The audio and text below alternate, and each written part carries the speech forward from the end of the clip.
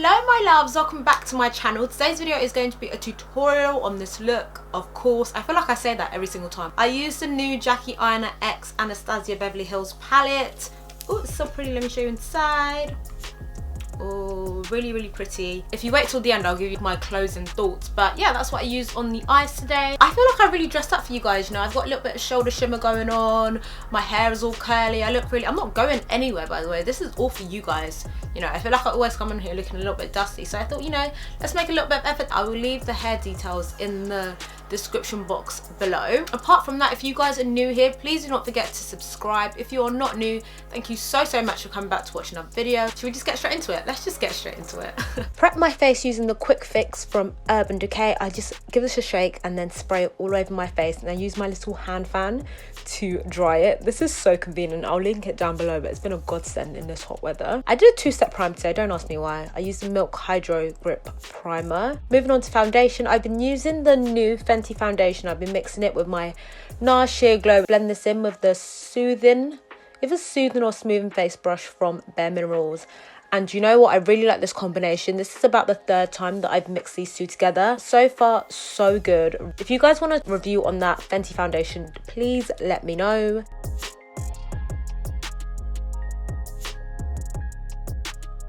I'm using the Anastasia Beverly Hills Dip Brow. I believe I used the shade Ebony or Dark Brown. Might be Ebony, but I applied that using my Smith small angled brush. And you guys already know the deal with my brows. I start at the bottom and then work my way up. They are a bit unruly. They do need to get threaded, but I kind of like them when they're like this because I can give them more of a shape and like carve them out. You guys already know what it is. If you don't, go and watch previous tutorials because I explain it in a little bit more detail.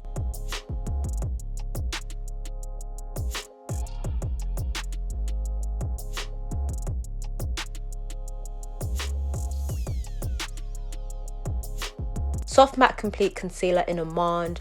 I really like this. It's close to my skin tone, so it doesn't give me halo brow. And it's thick enough that it doesn't kind of move where you don't want it to, but it's thin enough that it blends out really well. I'm not sure if that makes sense. Hopefully it does.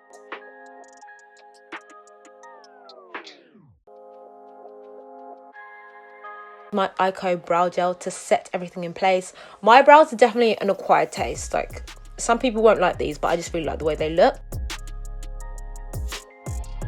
For concealer, I'm using my Too Faced Born This Way in Butterscotch, as always. I put that in the usual spots. And then I just let this marinade. I've been letting my under eye concealer kind of set a little bit. So while I'm letting it set and dry down, I use the Anastasia Beverly Hills foundation stick in Ebony to contour. I place this on my cheekbone and on my forehead and then along the jawline, and I use this foundation brush from Luxie. It's so good. It's dense and angled, so it's absolutely amazing for contour because obviously the contours of your face, you want something that can bend and mold.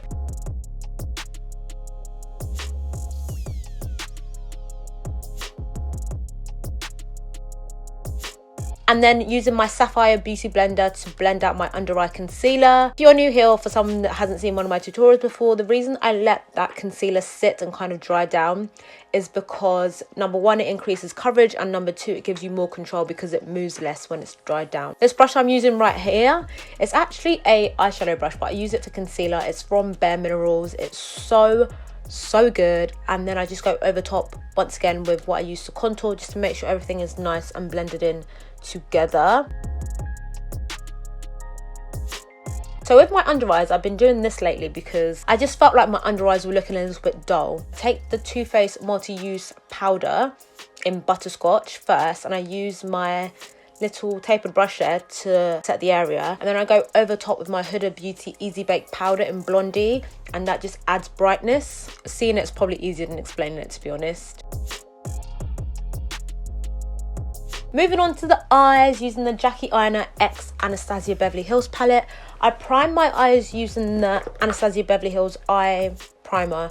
I really like it. This is my third time using it, so I don't want to get too excited, but so far, so good. And I just set that down using my Huda Easy Bake powder.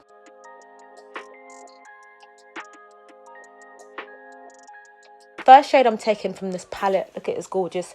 Ginger is my transition colour, and I placed this down because it will help the other eyeshadows blend together. Now with this, I was expecting it to look different because it looks slightly different in the pan. Don't worry if you can't see it. By the time you get to the end of the tutorial, you won't be able to see this colour anyway. Taking credit. Now, I've got into this habit where I would place the eyeshadow down and then blend after. This did not work for this eyeshadow. So with this, you can see there where I placed the colour down and then was trying to blend over it and it just wasn't working. I correct this error in the other eye, but I just wanted to show you guys because it's important to show like errors. Everyone makes mistakes. So with these eyeshadows, they work really well if you blend as you go. They are so beautiful.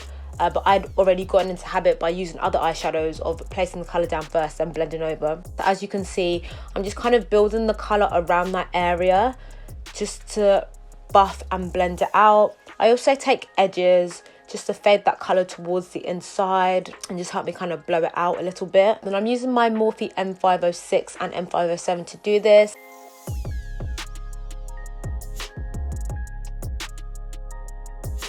As you can see on the other side, I'm blending as I place the colour down, which is a much better technique for these eyeshadows. Different eyeshadows from different brands will work differently. It's just a case of trying them and see what technique works for which. And with the Morphe eyeshadows, a lot of them you can place the colour down and then blend after. Even with the Be Perfect Stacey Marie Carnival palette, the same thing. Pop that colour down and then blend afterwards. With this one, it's more of a traditional blending as you go, which, you know, it's good to know. As you can see though, the colours are super pigmented and blended out so nicely. Like once I'd got the technique down, the eyeshadow looked absolutely gorgeous. What I will say about a lot of these colours is that they come out deeper, a slightly different colour on the eye than they look in the pan. That's one thing I noticed.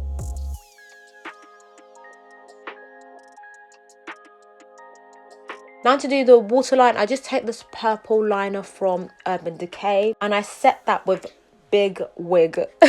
Big Wig from the palette, and I set that down and kind of take it underneath the waterline, and then I go in with Supreme to blend it out and kind of smoke it. I love the combination of the depth in the upper eye and then the pop of colour on the lower lash. I think it looks absolutely stunning. So that's me taking Supreme right there.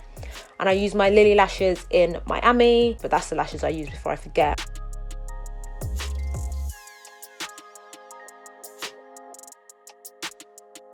To contour, I'm using my Hoola bronzer from Benefit in Toasted. I really like this with this sheer powder brush from Bobbi Brown. Beautiful combination. I just set everything down using my Summer Solace spray from Urban Decay. I also used my MAC Fix Plus just because my face was looking a little bit cakey with all the powders. Haven't used highlighter in a minute, but I brought out my Anastasia Beverly Hills Glow Kit. This is the shade Bronze from the Golden Glow Kit.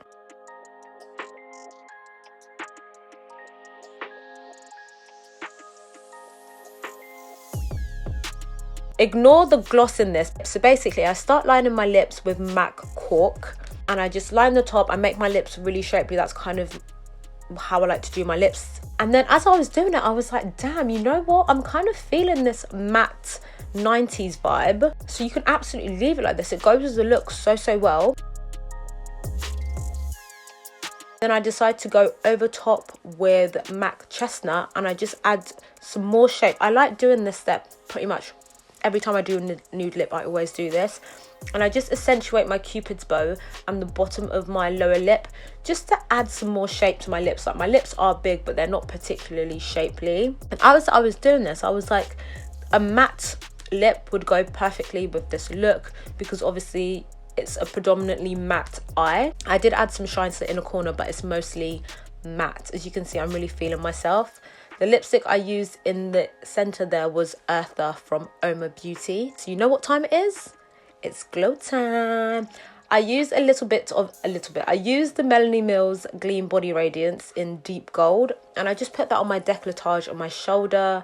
I felt like with the face highlights, a little bit of shoulder highlight would not go amiss. Like it really completed the look, honestly. I don't know why am I rubbing it in like that? And I just take my GHD hairspray to set that all in place, and it's a finished look. This is it. So you know what time it is, guys? It's slow-mo time.